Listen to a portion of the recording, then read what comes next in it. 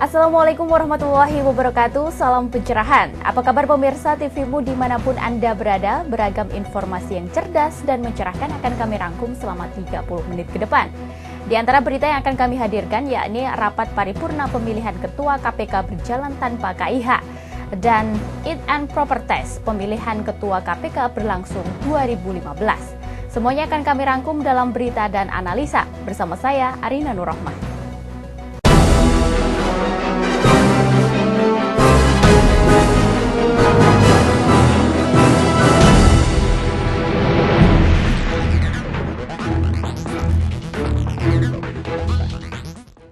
Pemirsa, Komisi Pemberantasan Korupsi atau KPK tetap ingin ada 4 calon ketua dalam pemilihan ketua KPK. Namun KPK tetap hargai peran DPR untuk memilih calon ketua KPK yang saat ini hanya 2 calon.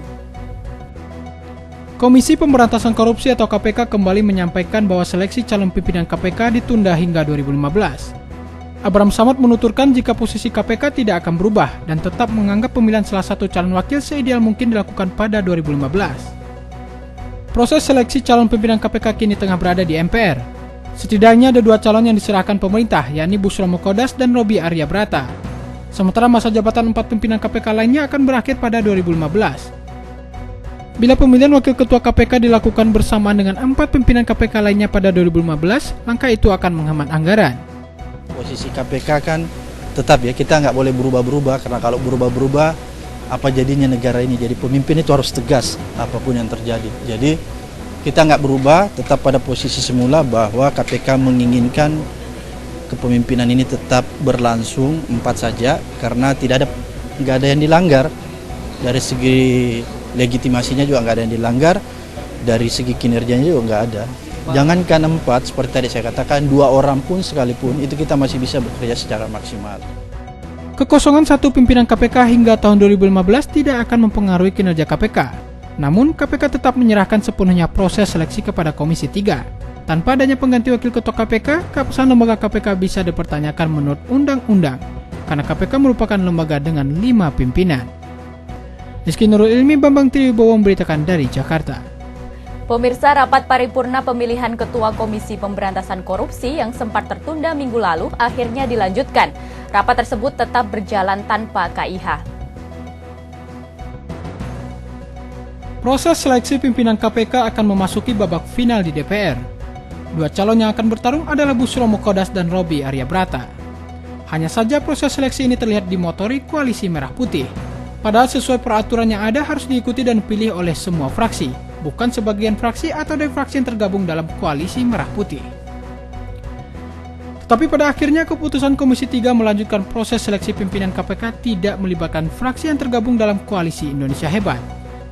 Seperti yang dikatakan oleh Benika Harman, ketidakhadiran fraksi dari Koalisi Indonesia Hebat tidak akan menghalangi kerja Komisi 3. Dan menurutnya Komisi 3 sudah 3 kali mengirimkan undangan rapat ke seluruh fraksi. Belum tahu. Tergantung mekanisme, tergantung rapat pada saat itu. Apakah memenuhi syarat untuk sahnya rapat, kan begitu. Sahnya rapat itu apa katanya?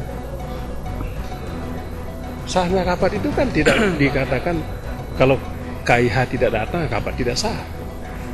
Iya kan? Makanya saya tanya Bung, apa ada aturan begitu?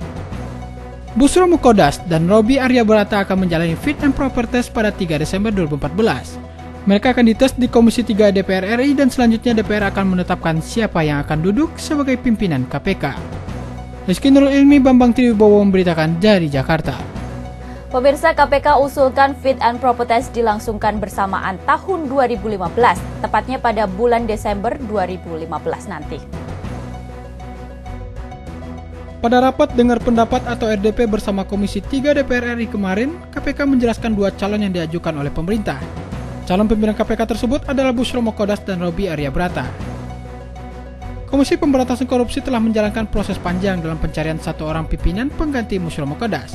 Meski masa kerjanya Bushra akan habis dalam hitungan hari, tepatnya pada 10 Desember mendatang. Ternyata Ketua KPK Abraham Samad berharap agar Fit and Proper Test atau uji kelayakan dan kepatutan ini dilangsungkan pada tahun 2015, yakni bersama dengan pemilihan pimpinan KPK yang baru. Katakan bahwa kita mengusulkan bahwa Fit and Proper Test itu dilangsungkan pada saat yang bersamaan tahun 2015. Jadi sekaligus memilih 5 orang karena pada bulan 12 tahun 2015 kepemimpinan KPK periode ketiga, jilid 3 itu berakhir. Jadi kita berharap pada saat itulah dilakukan fit and proper test bersamaan gitu. Pada kesempatan yang sama, Abraham Samad juga menuturkan bahwa pada proses pemilihan pimpinan KPK periode 4 nanti, kedua calon pimpinan yang sudah menjalankan tes itu tetap sah dan tidak dapat diganggu-gugat. Dan selanjutnya kedua calon tersebut juga akan mengikuti tes tahun 2015. Windy Darmawan Putri, Babang Tribowo memberitakan dari Jakarta. Pemirsa, Menteri Kelautan dan Perikanan Susi Pujiastuti menandatangani nota kesepahaman atau MOU dengan TNI Angkatan Laut. Kerjasama ini dimaksudkan untuk mencegah pencurian ikan di laut dan illegal fishing. Sebagai upaya pencegahan pencurian ikan, Menteri Kelautan dan Perikanan Susi Pujiastuti bersama TNI Angkatan Laut menandatangani nota kesepahaman dengan Kepala Staf Angkatan Laut. Nota kesepahaman ini berlaku hingga 5 tahun ke depan. Nota kesepahaman ini dinilai sangat penting untuk dapat menegakkan kedaulatan laut Indonesia, agar bisa dihargai dunia internasional, serta agar kekayaan laut Indonesia dapat mendatangkan kemakmuran sebesar-besarnya bagi rakyat Indonesia. Menurut Menteri Susi Pujiastuti, saat ini ratusan kapal asing yang mencuri ikan di laut Indonesia serta dokumen perizinan tidak jelas sudah diamankan, yakni diantaranya berada di perairan Pontianak. Kalau yang ada oleh PSDKP 5 kapal Thailand di 5 atau 4 Pak? Asep mana Pak Asep? 5 di Pontianak, Vietnam ada 1 kapal Vietnam 1 sama yang perahu 10-15 Groston di Berau ada 163. Itu bulan November aja. November saja. Desember tapi yang mudik dari Angkatan Laut ada berapa? Oke. Yang itu dari kita November sudah itu sampai hari ini. Segitu aja. Sementara itu, Kepala Staf Angkatan Laut Admiral Marsetio menyambut baik nota kesepahaman ini.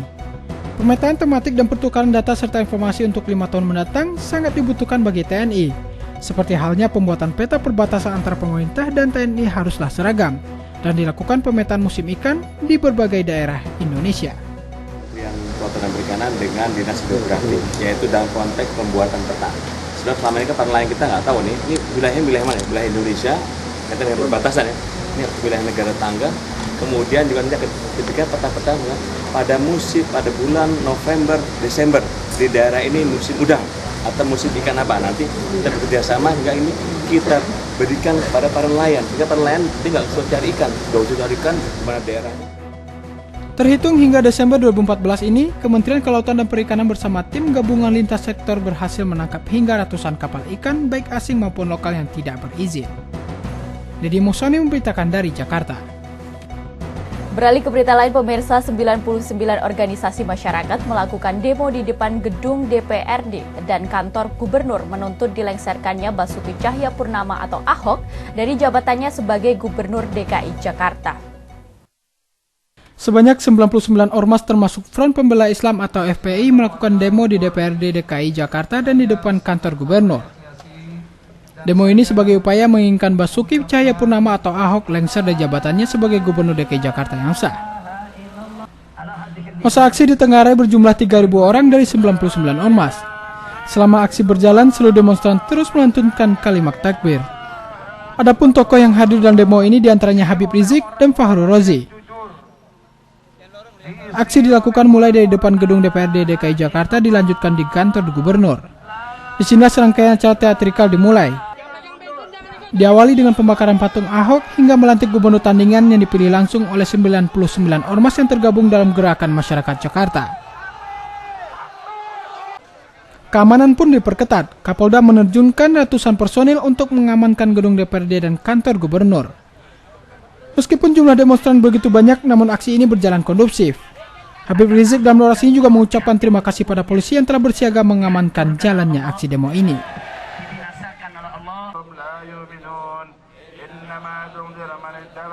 Arina Nur Rahmah, Eko Bayurianto memberitakan dari Jakarta. Pemirsa, setelah membuat Presidium Penyelamat Jakarta, Gerakan Masyarakat Jakarta melantik Fahru Rozi menjadi Gubernur tandingan DKI Jakarta.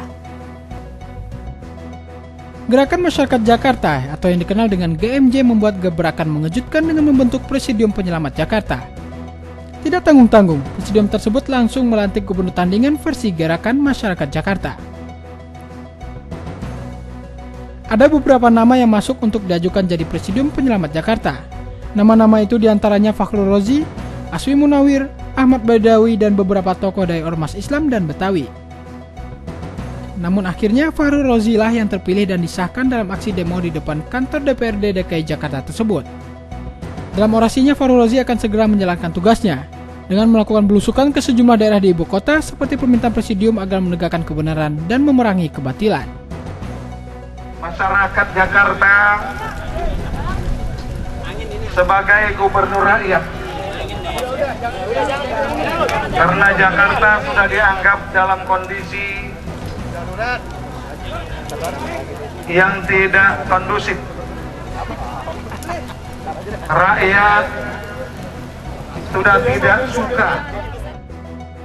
Serangkaian acara untuk mensosialisasikan gubernur tandingan ini berlangsung beberapa bulan ke depan seperti tablik akbar di beberapa titik saat tahun baru nanti.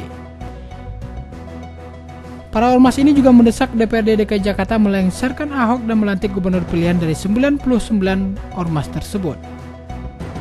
Arina Nur Rahma, Eko Bayurianto memberitakan dari Jakarta. Pemirsa, sebagai upaya membantu Palestina mendapatkan haknya sebagai negara yang merdeka, pendiri Prakarsa Persatuan Indonesia dan Palestina, Din Samsudin, mengadakan konser perdamaian. Konser ini menampilkan kolaborasi artis Indonesia dan Palestina di Istora Senayan, Jakarta.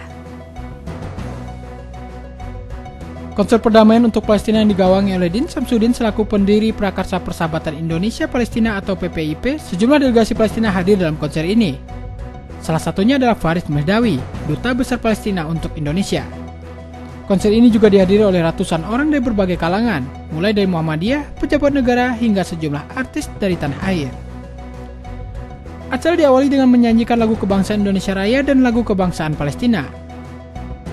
Artis yang ikut berpartisipasi dalam konser perdamaian ini adalah Dwiki Darmawan, Melly Guslo, Husain Idol, dan Yerusalem Arabic Ensemble.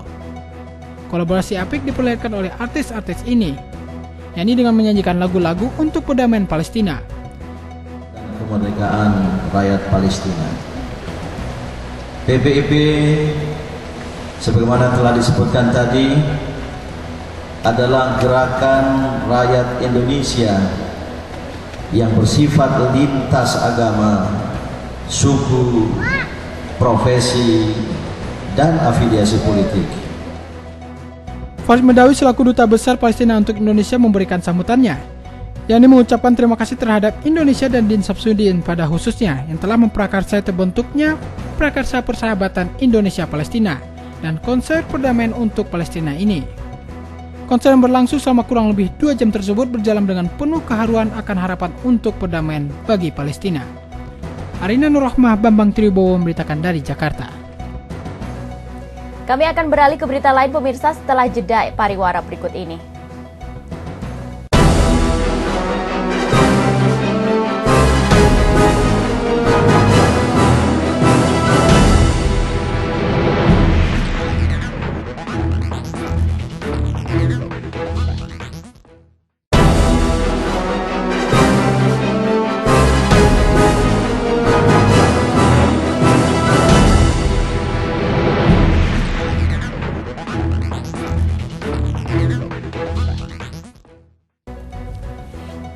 Terima kasih pemirsa masih bersama kami dalam berita dan analisa.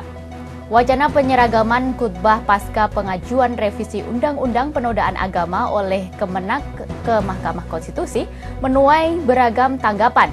Bahkan sejumlah tokoh agama menilai wacana tersebut lebih mengarah kepada kebijakan ala Orde Baru. Dalam beberapa pekan terakhir, publik di tanah air tengah diramaikan dengan sejumlah isu terkait rencana pemerintah untuk merevisi Undang-Undang Nomor 1 PNPS tahun 1965, yakni tentang pencegahan penyalahgunaan dan atau penodaan agama, yang akan diganti dengan Undang-Undang Perlindungan Umat Beragama. Revisi untuk undang-undang ini pun juga terus digodok oleh Kementerian Agama dan tengah diproses melalui Mahkamah Konstitusi.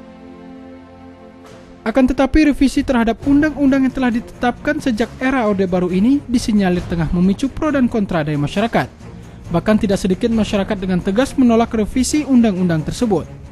Karena banyak pihak yang menilai kebijakan pemerintah ini dapat memicu berbagai ancaman bagi tegaknya nilai-nilai reformasi di tanah air.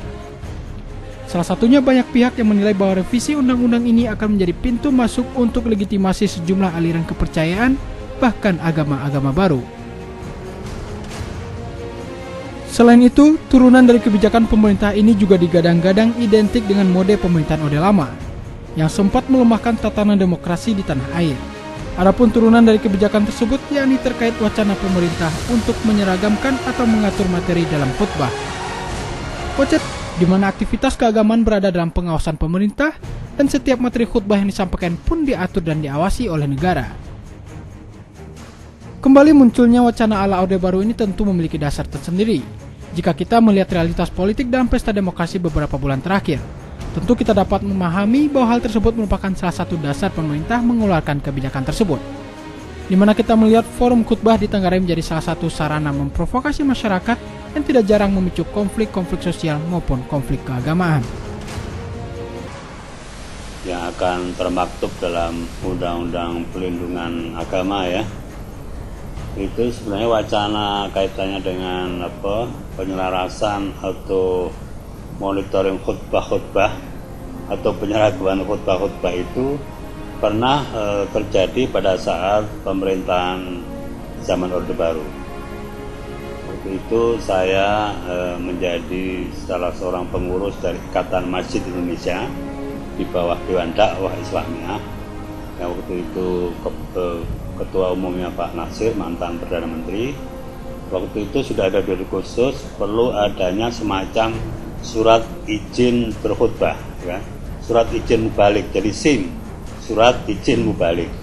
Jadi dalam konteks untuk agar khutbah-khutbah bisa diatur, sebagaimana yang terjadi di negara-negara kerajaan, apakah itu di Saudi Arabia atau juga di tetangga jiran kita, Malaysia dan Brunei Darussalam. Saya pikir tidak perlu dilakukan itu, sebab adab dan akhlak dakwah sudah ada dalam kalangan khotib balik kita. Hanya mungkin sebaiknya memang kalau ada seorang khotib yang menghina pejabat, ya itu delik hukum saja, ya kan dipanggil. Jadi bukan kaifiat khotibnya itu ada tertib hukumnya berkhutbah, ada tertib hukumnya beribadah kan. Jadi bukan, tapi orang yang menghina secara langsung itu menyalahi kode etik atau adab dan akhlak dakwah. Ya, Jadi ulama itu kaitannya dengan ulama, kaitannya dengan tangan putih. Tapi ada zuama itu pemimpin organisasi, leader itu. Lalu ketika muslim diundanglah dalam konteks mungkin ilmu komunikasi, ya kan, sehingga dalam membuat undang-undang atau wacana itu lebih elegan. Guna meluruskan wacana yang berpotensi untuk meningkatkan tensi politik keagamaan di tanah air ini, tim TVMU berusaha mengorek informasi terkait keabsahan wacana yang digadang-gadang dimunculkan oleh Kementerian Agama ini. Hingga berita diturunkan, menurut informasi ini dapat tim TVMU melalui salah seorang sumber terpercaya dari Kementerian Agama, bahwa Kementerian Agama dengan tegas meluruskan bahwa wacana adanya usaha pemerintah untuk menyelaraskan materi khutbah tersebut sama sekali tidak benar. Kontroversi, Kementerian Agama juga menyebutkan bahwa pihaknya sampai saat ini masih menganalisa revisi undang-undang tersebut, yakni dengan mempertimbangkan maslahat dan mudaratnya. Adapun terkait pemberlakuan dari revisi ini, pemerintah juga memastikan akan melibatkan ormas-ormas dan para tokoh keagamaan. Revisi Undang-Undang PNPS tentang pencegahan penyalahgunaan dan penodaan agama berikut dengan wacana penyelarasan materi khutbah menuai kontroversi akibat beragamnya penafsiran dari masyarakat. Untuk itu, Muhammadiyah dan pemerintah menghimbau masyarakat agar dapat lebih kritis dalam menganalisa kebijakan-kebijakan yang dikeluarkan oleh pemerintah guna meminimalisir merebaknya spekulasi publik yang ditanggali dapat memicu penolakan hingga konflik horizontal. Ihsan Marsya dan Mas Agung Rahmantio memberitakan dari Jakarta. Analisa akan kami hadirkan sesaat lagi setelah jeda pariwara berikut ini.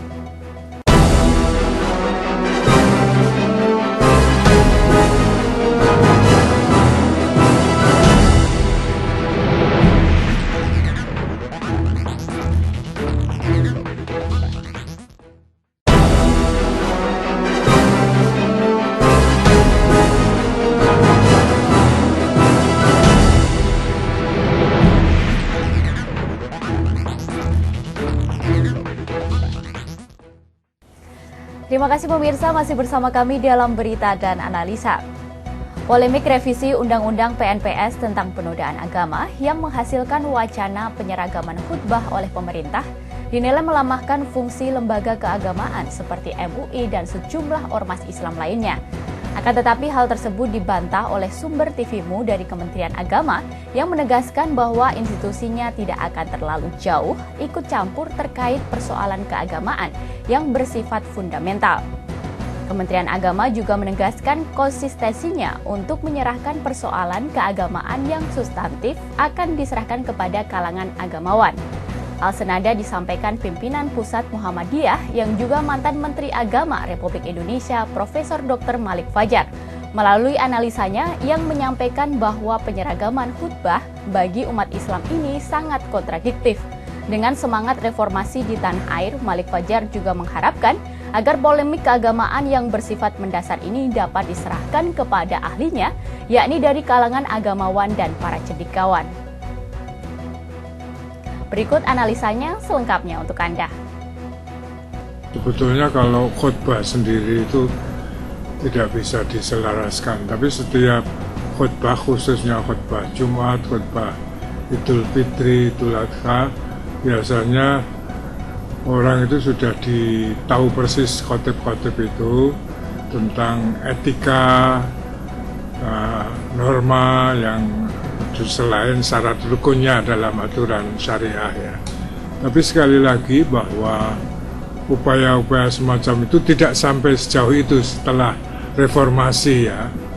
Bahwa ada upaya-upaya penyelarasan dengan dinamika reformasi, saya pikir itu tidak perlu harus merevisi undang-undang tentang penodaan nomor 1 itu kan yang selalu ramai dibicarakan. Nah, kemudian kita juga harus jujur itu, khususnya dalam karena saya kan hampir tiap Jumat dengarkan dari beragam khutbah. Wah, misalnya satu kasus ya yang sekarang lagi ngetren itu di Jakarta itu, masa di mimbar Jumat itu khutbah itu menghajar Ahok misalnya, ya itu kan berlebih-lebihan itu kan. Ya pengertiannya orang boleh berbeda, lalu mencari ayat-ayat yang itu. Tapi secara keseluruhan sebetulnya arah ke penyeragaman macam-macam itu sudah tidak ada. Tapi yang perlu ditekankan adalah bahwa hendaknya masjid itu dijadikan mimbar yang mencerdaskan, bukan untuk ya semua mimbar pengajian dan seterusnya, bukan untuk saling menghujat. Dan biasanya menghujatnya bukan saja antar yang berbeda pendapat dalam kaitannya dengan perbedaan agama, tapi juga perbedaan paham. Ya, waktu rame-rame bicarakan Syiah, orang menghajar Syiah habis-habisan, Ahmadiyah begitu mengajar. Hal semacam itu kan tidak mencerdaskan. Khutbah itu. Jadi menurut saya setelah reformasi ini khususnya ya, sejak 15 tahun itu memang akan bermunculan itu paham-paham dan aliran yang selama masa Orde Baru tidak pernah muncul, itu akan muncul permukaan dan akan terus. Misalnya soal pengosongan KTP, kawin beda agama, kemudian aborsi, banyak sekali akan bermunculan dan itu akan terus bermunculan. Yang diperlukan sebetulnya adalah penekanan pada penerimaan terhadap berbagai pendapat, pemikiran, pandangan. Itu kita tidak bisa lalu mereaksi sedemikian rupa ya, hitam putih. Dan itu bukan saja kalau kita di sini adalah mayoritas beragama Islam ya, tapi di daerah-daerah yang mayoritas beragama non-Muslim pun juga akan muncul semacam itu, perbedaan-perbedaan. Karena saya pernah menjadi Menteri Agama ya di awal Orde Baru, saya tahu awal reformasi zaman Presiden B.J. Habibie itu sudah berdatangan itu Dan saya tahu persis misalnya di Kristen itu ada 200 sekian katakan sekte atau paham ya, itu baru yang terwajahi di PGI itu sekitar 76 pada waktu itu. Lalu kemudian juga di agama Buddha banyak friksi-friksi itu karena perbedaan. Nah, saya melihat bukan saja perbedaan itu dalam konteks keyakinan agama, tapi juga sudah pengaruh dan di bawah arus politik dan seterusnya dan seterusnya. Nah, yang perlu tugas agamawan, alim, majelis ulama terutama itu memang memerlukan kerja keras untuk menyebarkan pandangan-pandangan yang lebih luas ya. Dan agama itu prinsipnya apakah itu dalam Islam, itu setelah iman itu kan kemanusiaan itu. Ya, kalau terus-menerus disajikan saling caci mencaci, kedamaian dan seterusnya tidak ada, dan itu muncul di mana, jadi harus diantisipasi jangan sampai melahirkan kekerasan dalam bentuk hubungan antar agama, antara masyarakat itu. Masyarakat kan sangat majemuk sekali. Sebetulnya sudah ada peraturan Menteri Agama mengenai penggunaan pengeras suara, tapi pada waktu Pak Budiono Wakil Presiden mengutarakan itu, orang mulai rame lagi kan. Itu ada, bukunya juga ada, itu Undang-Undang Penyiaran Agama, kemudian azan, sampai Pak Yusuf Kalla juga mengatakan bahwa cukuplah di radius itu. Tapi kita seringkali tidak bisa menikmati ini adzan masjid ini bersama-sautan itu. Semacam itu tidak dipahami, tapi itu kita maklumi sebagai realitas bahwa kita masih sangat normatif memahaminya. Ya pemirsa, analisa tadi menutup jumpa kita kali ini. Saya Arina Nurrohma beserta kru yang bertugas mengucapkan pamit undur diri dari hadapan Anda. Jangan lupa saksikan berita dan analisa setiap harinya hanya di TV-mu. Salam pencerahan, wassalamualaikum warahmatullahi wabarakatuh. Sampai jumpa.